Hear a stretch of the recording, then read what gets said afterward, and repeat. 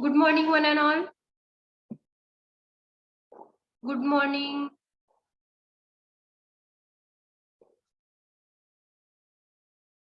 Good morning, one and all.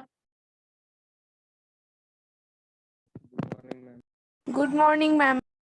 Okay.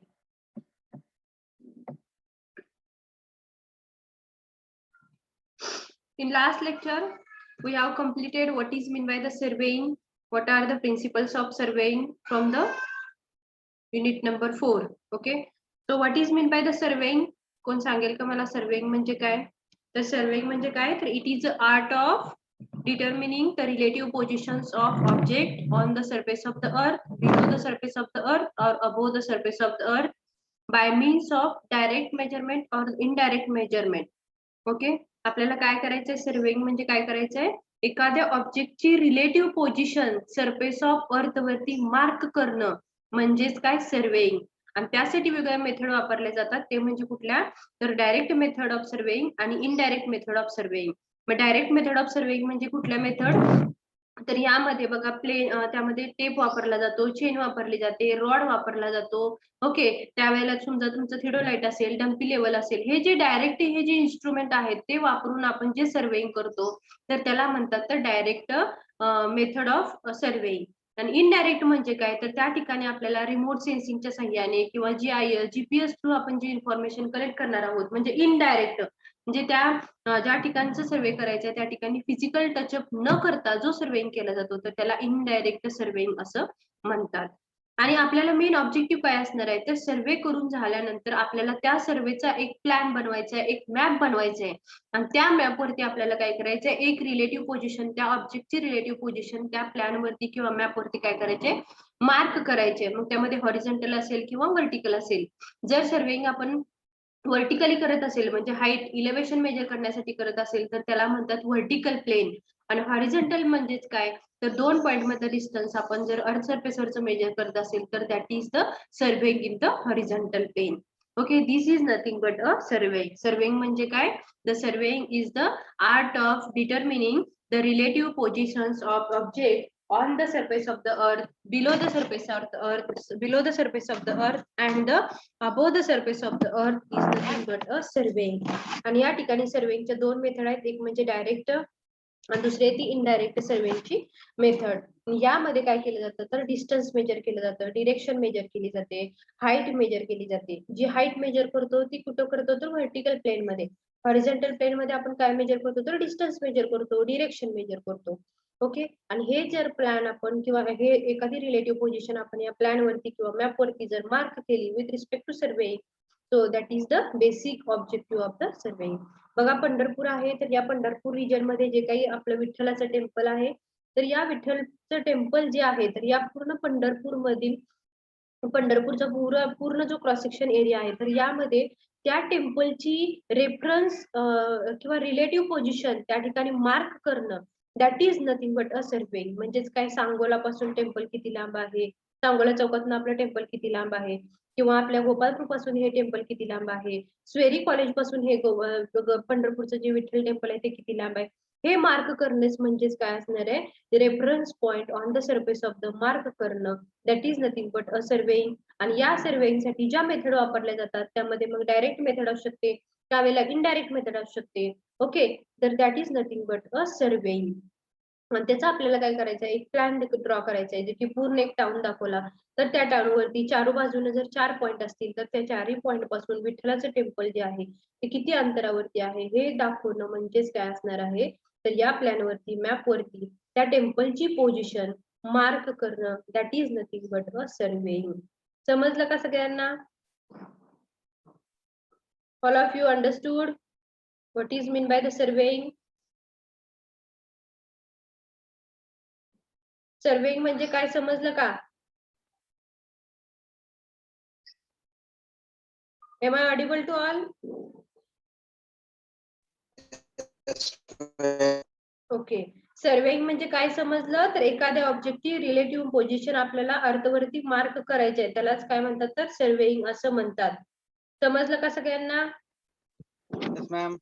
Okay, now will move towards the what are the objective of surveying. तर आता बघूया सर्वेइंगचे objective कुठले कुठले आहेत. तर यामध्ये बघा आपल्याला एखादा फीचर दिला to determine the relative positions of the existing future of the ground. Existing features of the ground म्हणजे काय, आपल्याला जो एखादा जो तुम्हाला ग्राउंड दिला, एखादा सरफेस दिला आणि त्या सरफेसचं तुम्हाला सांगितलं की या सरफेसचे फीचर्स तुम्ही फाइंड आउट करा. तर ते फीचर्स म्हणजे काय, कुठं अनड्युलेटिंग पार्ट आहे, डिपॉझिशन कुठं आहे, किंवा त्या ठिकाणी लेवलर सरफेस कुठं आहे, हे जर तुम्हाला फाइंड आउट करायचं असेल, म्हणजेच त्या सरफेसचे जर तुम्हाला काय करायचे आहेत तर रिलेटिव्ह पोझिशन्स किंवा त्या ठिकाणची फीचर्स ऑफ द ग्राउंड जर शोधायचे असतील तर त्या ठिकाणी काय करावं लागेल, आपल्याला सर्वेइंग करावं लागेल. आणि त्यासाठी सर्वेइंगचे सगळे इक्विपमेंट जे की टोटल स्टेशन असेल, डम्पी लेवल असेल, थिओडोलाइट असेल, चेन असेल, टेप असेल, हे इक्विपमेंटच्या सहाय्याने आपल्याला काय करायला लागेल, त्या ठिकाणी सर्वेइंग करावं लागेल. And after surveying will mark the position, relative positions of the existing features of the ground. Next one is to lay out our marked positions of proposed structures on the ground. बघा आपल्याला एखादं घर बांधायचं आहे, आपण घर बांधत असताना पहिल्यांदा आपला जो बाहेरचा प्लॉट आहे तो प्लॉट पहिला काय करून घेतो, आपण पूर्ण आखून घेतो. म्हणजे आखून घेतो म्हणजे काय, दोन डिस्टन्स मधला पॉईंट मेजर करणं म्हणजेच काय तर सर्वेइंग. लक्षात घ्या, दोन पॉईंट मधला डिस्टन्स मेजर करणं म्हणजेच ह्याला म्हणतात काय, सर्वेइंग असं म्हणतात. मग आपला जो पूर्ण प्लॉट आहे तर त्या प्लॉट आपण काय करतो, मार्क करून घेतो. म्हणजेच काय, विथ रिस्पेक्ट टू डिस्टन्स जो की आपला क्रॉस सेक्शन एरिया आहे तेवढा आपण काय करतो, पहिल्यांदा मार्क करून घेतो. आणि मार्क करून घेतल्यानंतर आपला जो बिल्डिंगचा पाया असणार आहे, प्लॉट एरिया असणार आहे, तर त्या प्लॉट एरियामध्ये जे काही कॉलम असतील त्याची पोझिशन जर मार्क करायची असेल तर त्यावेळेला ऑटोमॅटिकली त्या ठिकाणी काय येणार आहे, तर सर्वेइंग येणार आहे. That is to lay out our marked positions of proposed structure on the ground. Proposed structure आहे तर त्याचे काही मार्किंग आहेत, कॉलमचं मार्किंग असेल, वॉलचं मार्किंग असेल, हे करणं म्हणजेच काय असणार आहे, that is nothing but surveying. म्हणजे काय, एखाद्या स्ट्रक्चरचं जर पोझिशन मार्क करायचे असतील तर त्याला पण हा पण एक काय असणार आहे त्या ठिकाणी, to lay out or marked the positions of proposed structure on the ground is also one of the objective of the surveying. समजलं. Next point is to calculate the area and the volume or the other related quantities. बघा एखाद्या ठिकाणी तुम्हाला काय करायचं, एक्सकॅव्हेशन करायचं आहे, तर एक्सकॅव्हेशन केल्यानंतर त्याच्या क्वांटिटीचा सर्वे करणं म्हणा, किंवा त्या ठिकाणी एखादा अनइव्हन सरफेस दिलेला आहे तर अनइव्हन सरफेसचं एरिया फाइंड आउट करणं, अनइव्हन सरफेसचं तुम्हाला व्हॉल्यूम मेजर करणं म्हणजेच काय, तर सर्वेइंग आहे. म्हणजे अनइव्हन सरफेस असेल तर त्याचा आपल्याला जर व्हॉल्यूम फाइंड आउट करायचं असेल, नंतर परत त्या ठिकाणी जर एरिया मेजरमेंट करायचं असेल तर आपल्याला काय करायला लागतं, तर सर्वेइंग करावा लागतो. Means to determine the survey, determine the area and the volume and the other related quantities which will be calculated by using the surveying methods only. Next one is to prepare a map of country of detailed location of cities, towns, villages and the major roads. बघा जे काही city आहेत, town आहेत, तर यामध्ये जे काही city मध्ये जे काही पॉइंट वेगवेगळे लोकेशन्स आहेत ते मार्क करण्यासाठी म्हणा, किंवा एखादा विलेज रोड आहे किंवा ड्रेनेज लाईन आहे, त्या ठिकाणी एखादा रोटरी सेक्शन आहे, हे जर मार्क करायचं असेल त्या ठिकाणी, okay, detailed locations of cities असेल, टाउन्स असेल, विलेज असेल, किंवा मेजर रोड्स म्हणजे मेजर रोड असतील, किंवा या सिटी पासून त्या सिटी पर्यंतचं अंतर एवढं आहे, या पॉइंट पासून दुसऱ्या पॉइंट पर्यंतचं अंतर एवढं आहे. म्हणजे हे डिटेल्ड जे काही लोकेशन्स आहेत हे फाइंड आउट करण्यासाठी किंवा याचा पूर्ण प्लॅन तयार करण्यासाठी आपण काय करतो, तर सर्वे करतो. Next one is to prepare the engineering detailed plans and sections of various sections such as roads, railways, bridges, dams and the other structures. म्हणजे बघा ज्या ठिकाणी तुम्ही बघितले की आपल्याला रेल्वेचा रूट सिलेक्ट करायचा आहे, रेल्वे ट्रॅक सिलेक्ट करायचा आहे, रोडची अलाइनमेंट फिक्स करायची आहे आपल्याला, ड्रेनेज लाईन, गटरीचं जी लाईन असते ती फिक्स करायची आहे आपल्याला, ओके, एखादी डॅम साईट आहे त्या ठिकाणचं कन्स्ट्रक्शन साठी आपल्याला लेवलिंग करायचं आहे किंवा त्या ठिकाणी सर्वेइंग करायचं आहे, प्रिलिमिनरी इन्फॉर्मेशन कलेक्ट करायची आहे, तर त्यासाठी सुद्धा काय केलं जातं, तर सर्वेइंग केला जातो. म्हणजे रोडचे अलाइनमेंट फिक्स करायचे तेव्हा तर तुम्ही बघितलंय सगळे इन्स्ट्रुमेंट यूज करून काय केलं जातं, सर्वेइंग केलं जातं. रेल्वे ट्रॅकला पण सेम तसंच आहे, रेल्वे ट्रॅकला पण ट्रॅकचे रूट एकदा सिलेक्ट करण्यासाठी पण त्या ठिकाणी सर्वेइंग केला जातो. नंतर ब्रिज असेल किंवा डॅम साईट असेल तर अशा ठिकाणी पण काय केलं जातं, प्रिलिमिनरी इन्फॉर्मेशन त्या ठिकाणी कलेक्ट करायची असेल तर त्या ठिकाणी काय केलं जातं, किंवा साईट सिलेक्शन साठी पण काय केलं जातं, सर्वे केला जातो. Next one is to prepare a topographical map showing the details of hills, valleys and the rivers. म्हणजे बघा एखाद्या आपल्याला काय करायचंय, प्लॅन तयार करायचा आहे, कशाचा, टोपोग्राफिकल मॅप बनवायचा आहे. एखादा एरिया दिला आणि तुम्हाला त्या ठिकाणी सांगितलं की ह्याचं काय करा, तुम्ही टोपोग्राफी शोधा. तर या टोपोग्राफी मध्ये जर रिव्हर येत असेल, व्हॅली येत असेल किंवा त्या ठिकाणी हिली एरिया येत असेल तर हे सगळं आपल्याला सर्वेइंग थ्रू काय करता येतं, शो करता येतं की बाबा या ठिकाणी या टोपोग्राफिकल प्रिपेअर अ प्लॅन, हा जर प्लॅन केला किंवा या ठिकाणी मॅप बनवला तर मॅप मध्ये आपल्याला ऑटोमॅटिकली दाखवता येतं की त्या ठिकाणी हिल एरिया आहे, या ठिकाणी आपली रिव्हर आहे, या ठिकाणचा परत त्या ठिकाणचा व्हॅली रिजन आहे. तर हे शो करणं म्हणजेच काय असणार आहे, तर that is nothing but a surveying. Means it to prepare a topographical map showing the details of hills, details of valley and details of the rivers is nothing but a survey. तर या सगळ्या गोष्टीसाठी काय केला जातो, तर सर्वेचा वापर केला जातो. समजलं का? What are the objectives or the purposes of the surveying? All of you have understood about the objectives. समजलं का सगळ्यांना? ऑब्जेक्टिव्ह कशासाठी सर्वे केला जातो?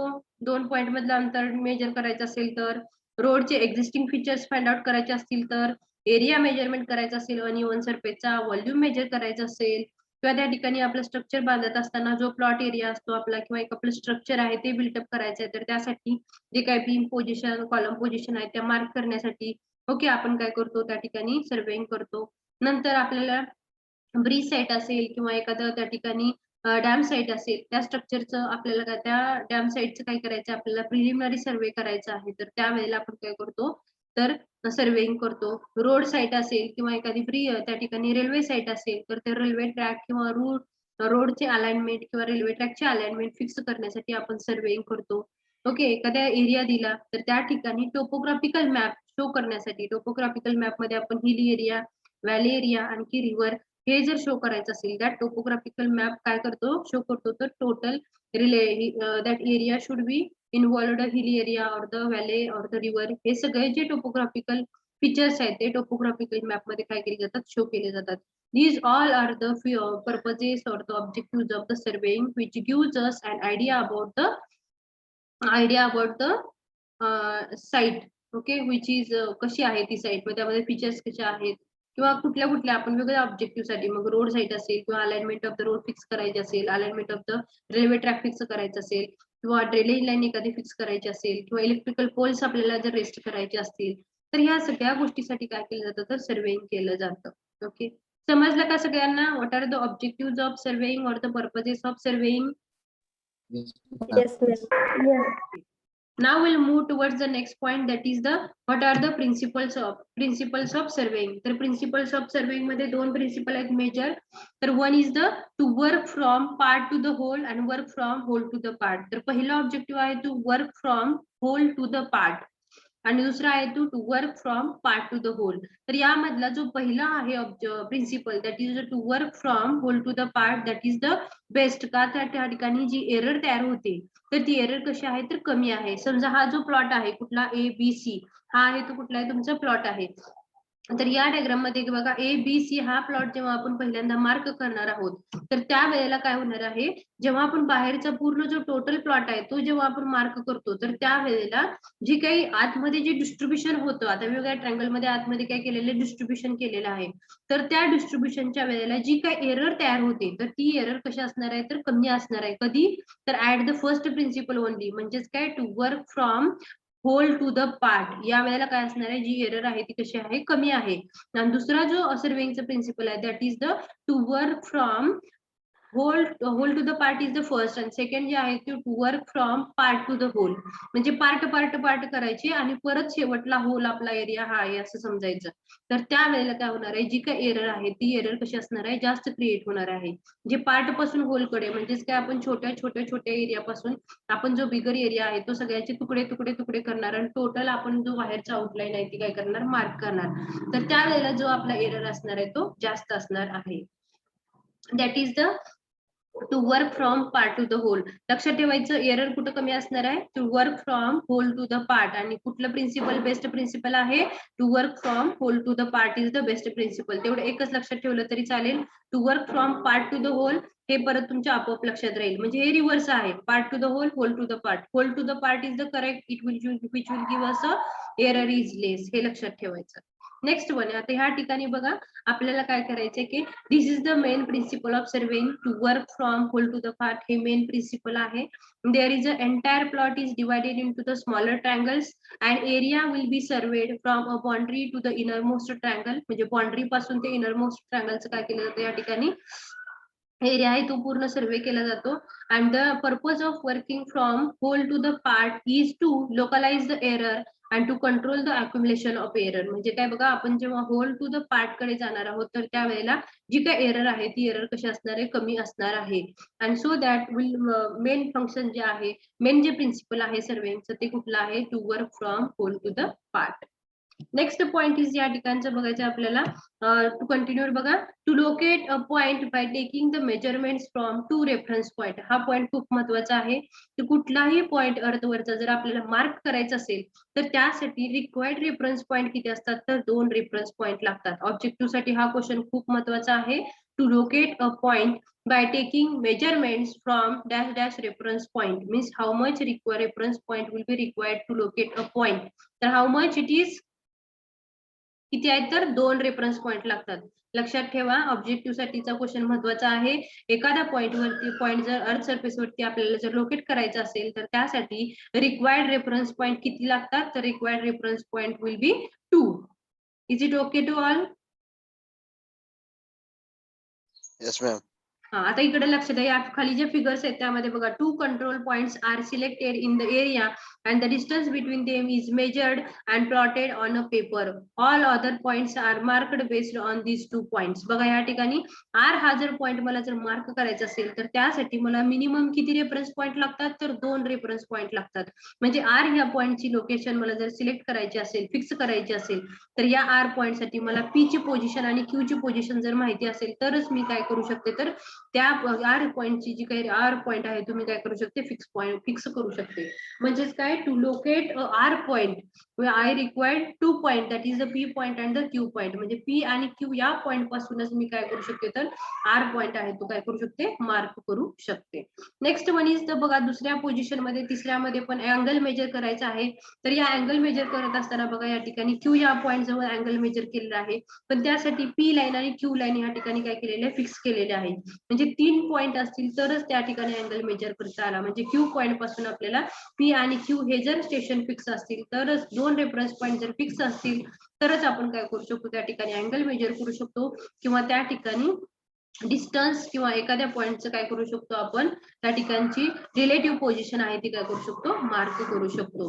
हा एमसीक्यू ला क्वेश्चन येणार म्हणजे येणार to locate a point by taking the measurements from dash dash reference point that is the 2 that is the correct answer. म्हणजे रिक्वायर्ड रेफरन्स एखादा रेफरन्स पॉइंट जर फिक्स करायचा असेल तर त्यासाठी रिक्वायर्ड पॉइंट किती पाहिजे एखादा पॉइंट जर फिक्स करायचा असेल तर त्यासाठी required reference point will be equal to option number 1 option number 2 3 आणि 4. पहिला आहे तो 1 दुसरा आहे तो 2 तिसरा आहे तो 3 चौथा आहे तो 4. How much reference point should be there 3. आता नेक्स्ट 2. पॉइंट आहे तो okay. Next point is the geo informatics. Geo informatics म्हणजेच काय आपले जिओ रिलेटेड जी काही इन्फॉर्मेशन अर्थ रिलेटेड इन्फॉर्मेशन आपल्याला काय करायचे कलेक्ट करायचे that is the geo informatics. आता बघूया आपण what is the geo informatics. तर geo informatics is a science which develops and uses the information science infrastructure to address the problems of geoscience and related branch of engineering. आता यामध्ये Jio informatics मध्ये आपल्याला काय करायचे इन्फॉर्मेशन अबाउट द अर्थ आपल्याला काय करायचे कलेक्ट करायचे आहे. मग ही इन्फॉर्मेशन आपण काय कसं इन्फॉर्मेशन कलेक्ट करू शकतो तर यामध्ये त्या ठिकाणी 3 मेथड आहेत 3 टेक्नॉलॉजीज आहेत. पहिली आहे ती रिमोट सेन्सिंग दुसरी आहे ती जिओग्राफिक इन्फॉर्मेशन सिस्टीम आणि third one is the global positioning system. या 3 सिस्टीमच्या थ्रू आपण काय करू शकतो will collect the information about the geo informatics that is nothing but a geoinformatics technologies which will give us the information about the earth by the remote sensing method, by the geographic information system and by the global positioning system. Objective यावरती तुम्हाला कसा विचारला जाईल GPS long form. What is the GPS long form. GPS चा long form कोण सांगते बघूया पटकन सांगा पटपट. जीआयएस जीपीएस लॉंग फॉर्म सांगा. जीपीएस काय असतो Positioning system. Geo positional system. GIS GIS geographical information system. आर्यस Remote sensing. Remote sensing हे तुम्हाला लक्षात असणं गरजेचं आहे. आता पहिल्यांदा बघूया आपण आरएस म्हणजे काय. आता हा जो पार्ट आहे तो आपण फर्स्ट युनिट मध्ये ब्रांचेस ऑफ सिव्हिल इंजिनिअरिंग मध्ये रिमोट सेन्सिंग नंतर सर्वेइंग ह्या मेथड्स आपण त्या ठिकाणी बघितल्या होत्या. ओके, तर रिमोट सेन्सिंग म्हणजे काय, तर remote sensing is the science and art of acquiring information about objects from measurements made at a distance without any physical contact with the object. म्हणजे बघा रिमोट सेन्सिंग हे काय, रिमोट सेन्सिंग याच्या word मध्येच आहे. रिमोट म्हणजे काय, दुरून लांबून, आणि सेन्सिंग म्हणजे काय, we have to collect the information. म्हणजे दुरून आपल्याला काय करायचंय, लांबून काय करायचंय आपल्याला. If we have to collect the information about any site any object, तर that is nothing but a remote sensing. Means it is an art or it is a science of acquiring the information about objects from a measurement made at a distance without any physical contact with the object. म्हणजे एखाद्या object किंवा साइटची जर information आपल्याला जर collect करायची असेल तर त्या ठिकाणी न जाता, त्या ठिकाणी त्या ऑब्जेक्टला फिजिकली कॉन्टॅक्ट न करता we have to collect the information through this remote sensing. Okay, म्हणजे without any physical touch to that object will collect the information is nothing but a remote sensing. आता बघा, remote sensing refers to gathering and processing of information about earth environment and its natural and cultural resources through a aerial photography and the satellite scanning. आता हे without physical contact आपल्याला काय करायचं, information collect करायची आहे. मग ती information आपण कसं कलेक्ट करतो, तर थ्रू द एरियल फोटोग्राफ्स. म्हणजे वेगळे एरियल फोटोग्राफ्स कलेक्ट करून किंवा त्या ठिकाणी सॅटेलाइट स्कॅनिंग करून काय करतो आपण, तर इन्फॉर्मेशन कलेक्ट करतो. तर त्यालाच आपण काय म्हणतो, तर रिमोट सेन्सिंग असं म्हणणार आहोत. तुम्ही आता बघितलं असेल ड्रोनच्या सहाय्याने फोटोग्राफ्स काढले जातात. तर ही एक कुठली टेक्नॉलॉजी आहे, तर रिमोट सेन्सिंगची टेक्नॉलॉजी आहे. म्हणजे एरियल ड्रोन थ्रू काय केले जातं, तर फोटोग्राफ्स काढले जातात आणि त्या फोटोग्राफिक्सचं अनालिसिस केलं जातं, इंटरप्रिटेशन केलं जातं. ओके, तर that is nothing but a remote sensing technique. समजलं का रिमोट सेन्सिंग म्हणजे काय. म्हणजे काय, आपल्याला एखाद्या ऑब्जेक्टची किंवा एखाद्या साइटची, समजा एखादं क्रॉप आहे तर त्याची इन्फॉर्मेशन जर मला कलेक्ट करायची असेल तर फिजिकल कॉन्टॅक्ट न करता, त्या ठिकाणी साइटवरती न जाता, through the aerial photographs we can collect the information about that site और about that object is nothing but a remote sensing. कशा थ्रू ही माहिती कलेक्ट केली जाते, थ्रू द एरियल फोटोग्राफ्स और द सॅटेलाइट स्कॅनिंग. काय करतो आपण, इन्फॉर्मेशन आहे ती कलेक्ट करतो. That is nothing but a remote sensing. समजलं का सगळ्यांना रिमोट सेन्सिंग म्हणजे काय. All of you have understood the remote sensing. Yes, ma'am. Okay, next one. आता ह्या रिमोट सेन्सिंगलाच काय म्हणतात, स्पेस टेक्नॉलॉजी. या स्पेस बघा, या ठिकाणी ही एक स्पेस टेक्नॉलॉजी आहे. याचे ऍप्लिकेशन्स काय, तर इन्फॉर्मेशन कलेक्ट करणं. रिमोट सेन्सिंग थ्रू वेगवेगळ्या सॅटेलाइट थ्रू काय करायचं आपल्याला, natural resources monitoring and the management. म्हणजे काय, नॅचरल जे रिसोर्सेस आहेत, क्लायमेट कंडिशन्स कुठल्या कुठल्या आहेत, क्लायमेटिक कंडिशन असेल, रेनच्या रिलेटेड इन्फॉर्मेशन असेल, ओके, एन्व्हायरमेंटच्या रिलेटेड इन्फॉर्मेशन असेल, जर आपल्याला कलेक्ट करायची असेल तर आपण काय करतो, हे स्पेस टेक्नॉलॉजी वापरतो. त्या space technology through satellite scanning through काय करतो आपण, या ठिकाणी इन्फॉर्मेशन कलेक्ट करतो. आणि ही इन्फॉर्मेशन आपण रेडिओ थ्रू, मेट्रोलॉजी थ्रू काय करतो आपण या ठिकाणी डिस्प्ले करत असतो. That is the technology, that is the space technology which will be helpful for us about the environment, about the climate, about the rain, ह्याच्याविषयीची टोटल इन्फॉर्मेशन जर collect करायची असेल तर for that purpose that space technology is a very advanced technique for getting the information about the climate, about the environmental, about the pollution, that rain, that information will get from this technology. Next one is आता satellite जे आहेत, तर आता satellite आहेत आपल्या environment मध्ये. आपण म्हणतो की सॅटेलाइट, द सॅटेलाइटचे कुठले कुठले टाइप आहेत, there are the two types depends upon the orbit. One is the geo stationary satellite and second one is the polar satellite. बघा, जिओ स्टेशनरी सॅटेलाइट काय म्हणतात बघा, this satellite appears the stationary with respect to the earth surface. हे कसे आहेत बघा, stationary आहेत with respect to the earth surface. Second one is stationary म्हणजे काय, मूव्ह होत नाहीत as with respect to the earth surface. Second one is the polar satellite. ते काय म्हणतात बघा, passes close to the poles and is able to cover nearly the whole earth surface in the repeat cycle. म्हणजे काय होतात, तर passes म्हणजे काय होतात, ते passes close to the poles and is able to cover nearly nearly passes and is able to cover nearly the whole earth surface in a repeat cycle. म्हणजे ते रिपीट सायकलला मूव्ह होत असतात. बघा जिओ स्टेशनरी सॅटेलाइट तिथे कशी आहेत, placed generally placed above 36 म्हणजे किती 36,000 kilometre from the earth surface. कुठे केलेले आहेत ते place above the earth surface, कुठून किती अंतरावरती येतात, 36,000 किलोमीटर एवढ्या अंतरावरती ते रेस्ट केलेले आहेत. Earth observation satellite usually follow the sun synchronous orbits. तर हे आता बघूयात, हे दोन्ही पिक्चर मधून तुम्हाला माहिती होईल या ठिकाणी how these two orbits are there. You can see these are the two orbits. One is the geostationary satellite and second one is the polar satellite. आता या ठिकाणी बघा पोलर सॅटेलाइट ते पूर्ण मूव्ह होते त्या ठिकाणी अर्थ सरफेसच्या रिलेटेड, आणि या ठिकाणी हा जो पॉइंट आहे तो स्टेशनरी आहे, मुव्हिंग या ठिकाणी एकाच ठिकाणी काय आहे तो पूर्ण स्टेशनरी आहे. That is the geo stationary satellite and the polar satellite. Okay, that is the difference between these two satellites. Next one we'll see the what is the RS technique. तर या RS टेक्निक मध्ये बघा, जे sun rays through काय होणार आहे, जे काही सनरेज आहेत ते आपल्या अर्थ सरफेस वरती येतात. हे अर्थ सरफेस थ्रू काय केलं जातं, जे काही त्या ठिकाणी काय असणार आहे, RS थ्रू किंवा रिमोट सेन्सिंगच्या टेक्निक थ्रू आपण काय करतो, एरियल फोटोग्राफ्स काढतो. या एरियल फोटोग्राफ्स थ्रू काय होणार आहे, तर ट्रान्समिशन होणार आहे, इमिशन होणार आहे. त्या ठिकाणी ट्रान्समिशन रिसेप्शन होतं, आणि रिमोट सेन्सिंग मध्ये काय केली जाते, इमेज क्रिएट केली जाते.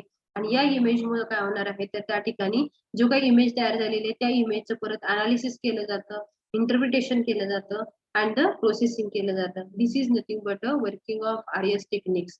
म्हणजे काय, RS टेक्निक थ्रू डायरेक्टली काय केलं जातं, आपली सनरेज आल्यामुळे काय होतं, सनलाइट आपल्या अर्थ सरफेस वरती होते. सनलाइट मुळे काय करू शकतो आपण, पिक्चर्स इमेजेस क्रिएट करू शकतो बाय द RS टेक्निक. आणि या इमेजेसचं परत काय होणार आहे, इमेजेस जर रेडी होतात किंवा तयार होतात कशामध्ये, तर या RS टेक्निक मध्ये, तर त्या कशामुळे, ट्रान्समिशन मुळे, रिसेप्शन मुळे, आणि परत त्या रिसेप्शन आणि ट्रान्समिशन मुळे ज्या काही तयार झालेल्या इमेजेस आहेत त्या परत काय करतात, प्रोसेसिंग करतात किंवा त्याच्यावरती अनालिसिस करतात, इंटरप्रिटेशन करतात by using the different software which are the remote sensing software. आहे त्याचं काय असणार आहे, इंटरप्रिटेशन साठी आणि अनालिसिस साठी त्याचा काय होणार आहे, उपयोग होणार आहे. That is the working of RS technique. आता या RS टेक्निक थ्रू आपल्याला काय काय इन्फॉर्मेशन मिळते, what can be seen from the satellite images. Satellite images म्हणा किंवा त्याला रिमोट सेन्सिंग ज्या की एरियल फोटोग्राफ थ्रू आपण काय करतो, तर इमेजेस कलेक्ट करतो. तर त्या इमेजेस मध्ये रिझर्वायर असेल, रिव्हर कोर्स असेल, किंवा रिव्हर कॉन्फिगरेशन असेल, किंवा फ्लड पेन असेल, हे सगळं या पिक्चर मध्ये काय होतं, तर त्या इमेजेस मध्ये ज्या की एरियल फोटोग्राफ थ्रू आपण इमेजेस कलेक्ट केलेल्या आहेत, तर त्या इमेजेस थ्रू काय होतं, आपल्याला ती इन्फॉर्मेशन माहिती होते रिलेटेड टू द रिव्हर असेल, रिलेटेड टू द रिझर्वायर असेल, किंवा फ्लड प्लेन असेल, तर अशा ठिकाणची इन्फॉर्मेशन आपल्याला त्या ठिकाणी कलेक्ट होते. नेक्स्ट वन इज द, या ठिकाणी बघा विच इन्फॉर्मेशन, आता परत हा हिली एरिया आहे, या फोटोग्राफ्स थ्रू आपल्याला इन्फॉर्मेशन माहिती होती, ती म्हणजे कुठली, हिली एरिया असेल, एखादा ऍग्रिकल्चरल लँड असेल, त्याची इन्फॉर्मेशन आपल्याला जर कलेक्ट करायची असेल तरी पण आपण काय करतो, will use the satellite images or the remote sensing techniques. Next one is the, त्या ठिकाणी जर रिव्हर कोर्सेस असतील, ओके, नंतर कोस्टलाईन असेल, वेटलँड असतील, वॉटर डिस्ट्रीब्युशन, वॉटर टर्बिडिटी असेल, म्हणजेच काय, फॉरेस्ट रिलेटेड इन्फॉर्मेशन असेल, किंवा हिली टेरेन असेल, किंवा एखादा त्या ठिकाणचा ऍग्रिकल्चरल लँड असेल, कोस्टलाईन असेल, रिव्हर कोर्सेस असतील, किंवा वेटलँड असतील, वॉटरच्या रिव्हर वगैरे असतील, तर हे सगळं जे आहे तर आपल्याला हे कशा थ्रू, रिमोट सेन्सिंग थ्रू आपल्याला काय होतं, माहिती होतं. थ्रू द सॅटेलाइट इमेजेस मध्ये हे पूर्ण दाखवलं जातं. That is nothing but a satellite images or the remote sensing techniques. या रिमोट सेन्सिंग टेक्निक्स नुसार ही सगळी जी इन्फॉर्मेशन आहे काय करतो आपण, कलेक्ट करतो. Next point is the, that is the applications of remote sensing. आता बघा एखादी लँड आहे तर त्या लँडची काय करायची आपल्याला, रिमोट सेन्सिंग लँड थ्रू काय करायचे आपल्याला, त्या ठिकाणी इन्फॉर्मेशन आपल्याला कलेक्ट करायची आहे. तर आता लँड किंवा ऍग्रिकल्चरल आपल्याला काय करायची, इन्फॉर्मेशन कलेक्ट करायची आहे. तर ती इन्फॉर्मेशन आपण कलेक्ट कशी करतो, तर एखादा क्रॉप आहे तर त्या क्रॉप प्रोडक्शन फॉरकास्टिंग, म्हणजे ओके, तर क्रॉप प्रोडक्शन फॉरकास्टिंगची इन्फॉर्मेशन असेल, ऍप्लिकेशन इन ऍग्रिकल्चरल. एखाद्या क्रॉपच्या रिलेटेड पूर्ण इन्फॉर्मेशन आपण कलेक्ट करू शकतो. त्यामध्ये assessment of crop damage and the crop progress म्हणजे पेरणीपासून ते पूर्ण काढणीपर्यंतचा जो काही काळ आहे, तर या पूर्ण कालावधीमध्ये ते क्रॉपचं जे काही डॅमेज असेल त्याचा असेसमेंट असेल किंवा त्या ठिकाणी क्रॉपचा पूर्ण प्रोग्रेस असेल, विकली असेल, तो जो प्रोग्रेस आहे तो पूर्ण आपण या रिमोट सेन्सिंग टेक्नॉलॉजी थ्रू करू शकतो.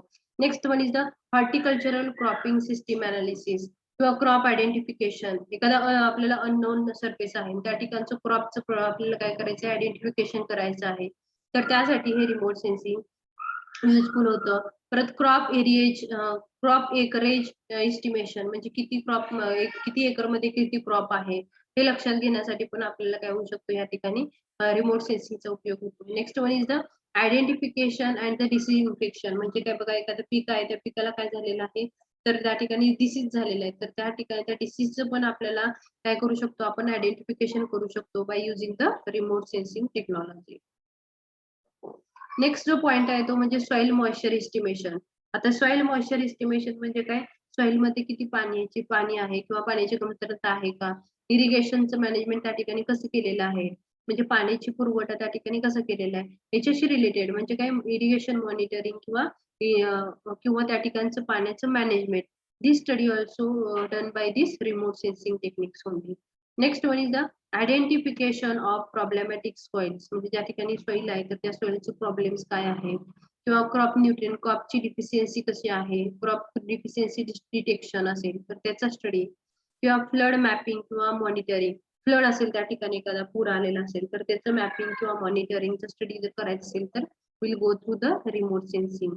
आणि वॉटर रिसोर्सेस मॅपिंग म्हणजे वेगवेगळे वॉटर रिसोर्सेस आहेत, मग त्यामध्ये पॉन्ड असेल, लेक असेल, परत आपलं त्या ठिकाणी समजा डॅम साईडची रिझर्वायर असेल, तर या सगळ्याचा जो स्टडी येतो तो कशामध्ये होतो, तर that is come under this remote sensing. म्हणजे काय, will study the water resources, again irrigation monitoring and the management करायचं असेल, soil problematic soil find out करायची असेल, क्रॉपची डिफिशियन्सी फाइंड आउट करायची असेल, ओके, तर क्रॉपचं असेसमेंट करायचं असेल, ओके, क्रॉप एकरेज एस्टिमेशन करायचं असेल, तर this all study will be come under हे कोण करतं, तर रिमोट सेन्सिंग थ्रू केलं जातं. Now we'll move towards the next slide, that is the applications of remote sensing in the civil engineering. तर यामध्ये बघा सिव्हिल इंजिनिअरिंगच्या अप्लिकेशन्स काय काय आहेत रिमोट सेन्सिंग मध्ये, तर रोडची अलाइनमेंट फिक्स करायची आहे, रेल्वेची अलाइनमेंट फिक्स करायची आहे, तर त्यावेळेला काय केलं जातं, तर रिमोट सेन्सिंगचा वापर केला जातो. ओके, नंतर एक्झिस्टिंग टोपो शीट्स म्हणजे काय, टोपोग्राफी, आपली टोपोग्राफी कशी आहे, हिली एरिया आहे, नंतर त्या ठिकाणी समजा रिव्हर आहे, व्हॅली आहे, हे जर दाखवायचं असेल, त्या ठिकाणी फाइंड आउट करायचं असेल, तर त्या ठिकाणी कशाची गरज भासते आपल्याला, तर त्या ठिकाणी रिमोट सेन्सिंग करायची गरज आहे. नेक्स्ट पॉइंट जो आहे तो त्या ठिकाणी बघा सिल्टिंग ऑफ रिझर्वायर म्हणजेच काय, सिल्टिंग ऑफ रिझर्वायर म्हणजे काय, त्या ठिकाणी बघा जे सँड असतात पार्टिकल रिव्हर मधले त्याचं डिपॉझिशन होत असेल किंवा स्कोरिंग होत असेल, तर त्यासाठी आपण काय करतो, तर त्या ठिकाणचा जो स्टडी असणार आहे स्कोरिंग और सिल्टिंग ऑफ रिझर्वायरच्या ठिकाणी पण आपण जो स्टडी करतो तो म्हणजे रिमोट सेन्सिंग आपण त्या ठिकाणी यूज करू शकतो for the study of silting of reservoir. नंतर लोकेशन ऑफ पर्क्युलेशन टँक, वेगवेगळे जे टँक आहेत, तर एखादा टँक आहे तो त्याची पोझिशन मार्क करण्यासाठी, ओके, त्याची साईट सिलेक्शन साठी आपण काय करू शकतो, रिमोट सेन्सिंगचा वापर करू शकतो. एखादी समजा डॅम साईट आहे त्या ठिकाणचं कॅचमेंट एरिया असेल, ओके, कमांड एरिया असेल, तर तो स्टडी करण्यासाठी डॅम साईटच्या ठिकाणी आपण तिथं जाऊन ऑन साईट तरी आपण काय करू शकत नाही, पूर्ण कॅचमेंट आहे तो किती आहे हे मेजर तरी करू शकत नाही, तर त्यासाठी आपण काय करतो, तर रिमोट सेन्सिंगच्या साह्याने कॅचमेंट एरिया असेल किंवा कॅचमेंट कमांड एरिया आहे तो काय करू शकतो, आपण कॅल्क्युलेट करू शकतो. एखादी ब्रिज साईट आहे समजा, एका टनेल साईट आहे, ओके, तर ती जर फाइंड आउट करायची असेल तर त्या ठिकाणी सुद्धा जे काही प्रिलिमिनरी सर्वे त्या ठिकाणी केला जातो, तर त्यासाठी आपण काय यूज करतो, तर रिमोट सेन्सिंग हे टेक्निक त्या ठिकाणी वापरतो. लास्ट पॉइंट आहे तो बघा determination and monitoring the seepage losses in to the canal.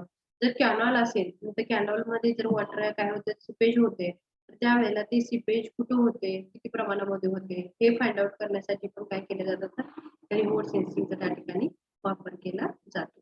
Next one, advantages of remote sensing. आता ऍडव्हान्टेजेस काय आहेत, तर रिमोट सेन्सिंग ही जी टेक्निक आहे तर ती कशी आहे, चिप आहे, का एरियल फोटोग्राफ्स आपल्याला काढायचे, फिजिकल कॉन्टॅक्ट तर आपल्याला साईटशी करायचंच नाहीये, काय करायचं आपल्याला directly we have to take the aerial photographs आणि या एरियल फोटोग्राफ्स थ्रू आपल्याला काय करायचं आहे त्या ठिकाणी अनालिसिस करायचं आहे, डाटाचं इंटरप्रिटेशन करायचं आहे. So that is method is a very fast method आणि it is a cheap method. So we can use this remote sensing method for the surveying method.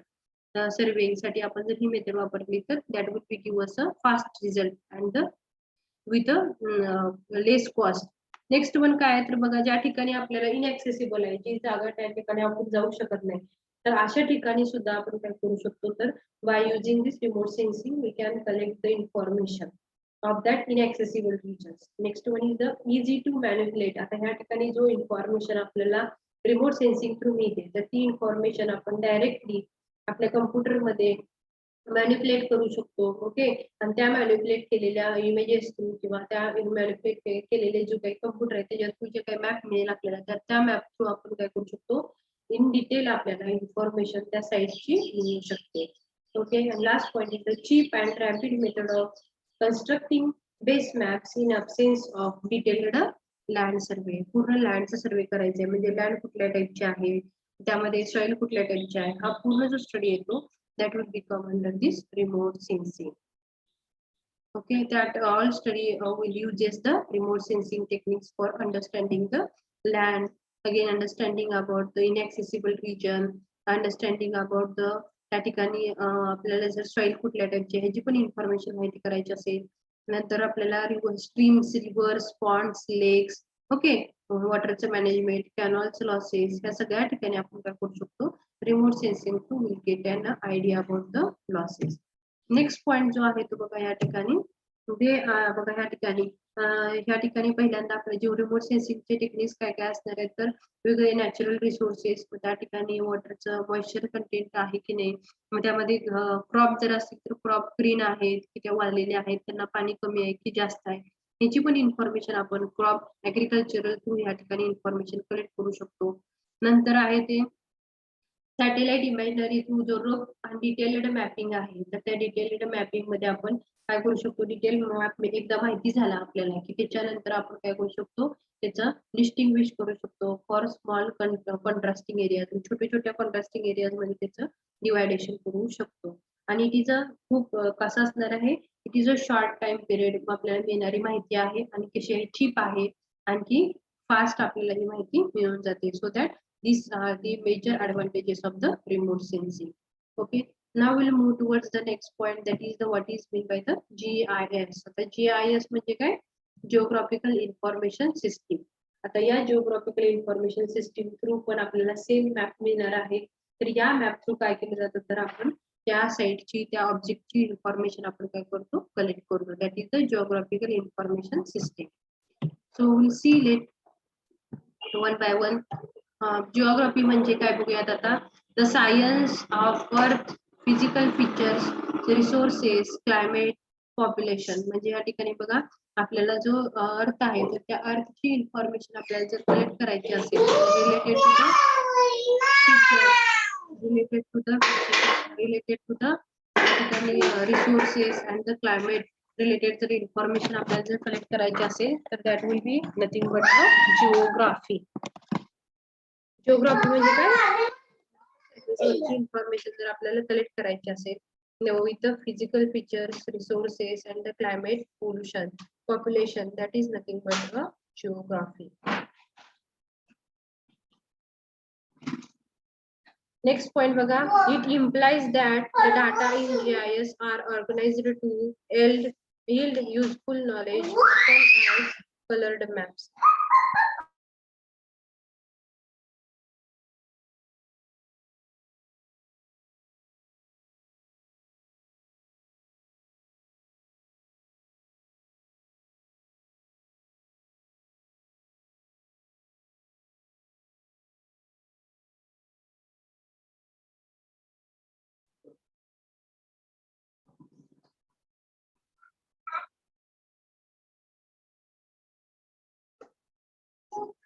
बघा इन्फॉर्मेशन, GIS इन्फॉर्मेशन म्हणजे काय, geographical information system.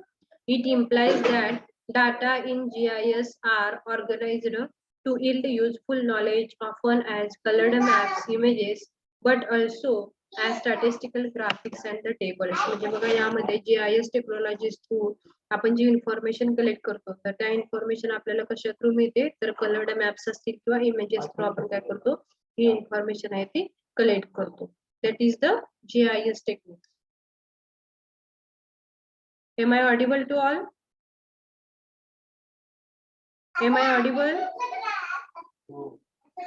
Yes, ma'am. Okay. Yes, ma'am.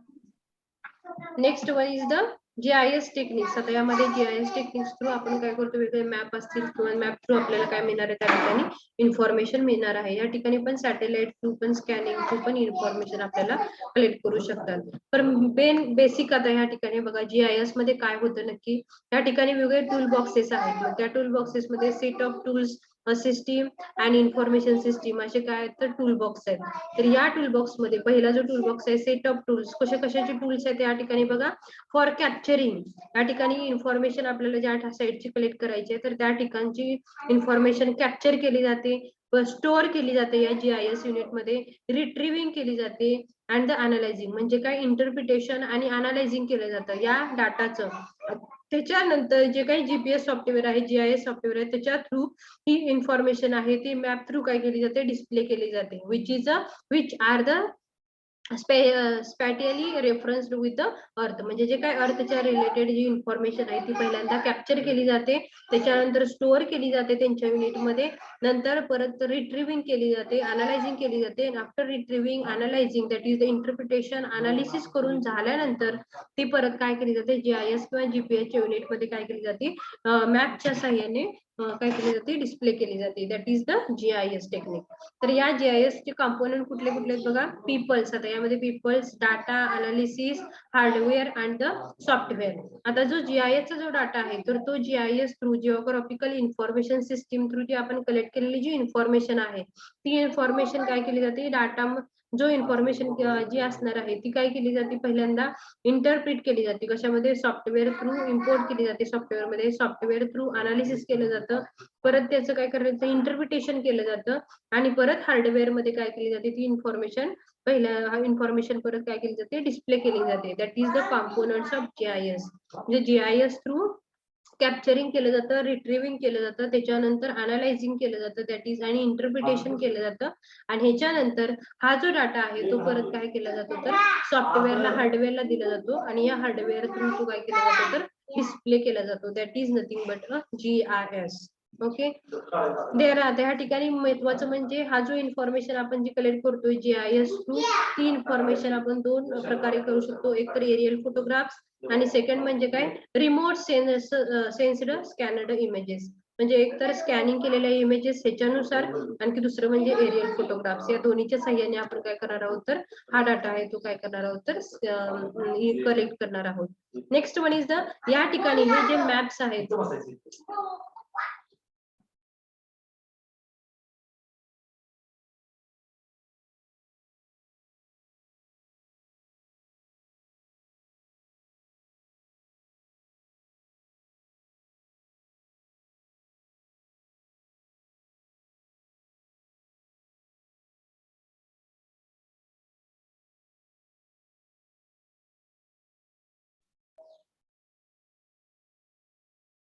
Maps and the map features. आता यामध्ये बघा जे map आहेत तर या मॅपचं काय केलं जातं हे मॅप आहे ते maps are geographic representation of our perception of the world. म्हणजे जे वर्ल्डचं परसेप्शन आहे तर हे मॅप मध्ये दाखवलं जातं. तर कशा पद्धतीने दाखवलं जातं फीचर्स आहेत ते जे पहिलं आहे ते पॉइंट सेकंड वन आहे ते लाईन आणि तिसरा आहे तो एरिया.